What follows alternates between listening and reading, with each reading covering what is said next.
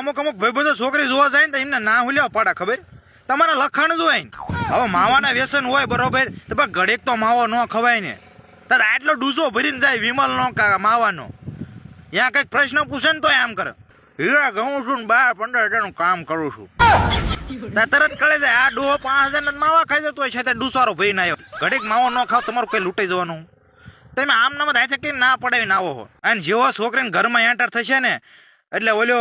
Don હોય ને એ માલ છે મોટો કોલર અધર કરીને એટલે તું અહીંયા બાજવા જાસ ધીંગાણે જાસ કે ડોનગીરી કરવા જાસ સાયન્સથી દાલવું પડે ભાઈ વાય અહીંયા ન વર્તા હોય અને અમુક તો વાળ કપાયા વગર ને દાઢે કરાયા વગર જાય છે છોકરીને મમ્મી પપ્પા જોવે ને તો એમને એમ થાય કે આવડો વાળ કપાવા આવ્યો છે કે છોકરી જોવા આવ્યો છે અને અમુક તો જેવું કરે ખબર હવે છોકરી બિચારી પ્રેમથી ચા લઈને આવે ને તા ભાઈ કાલો કોકો થાય એકચ્યુઅલી મને અડાળે ચા નહીં ફાવે કપમાં આપો ને ઓલા તરત કે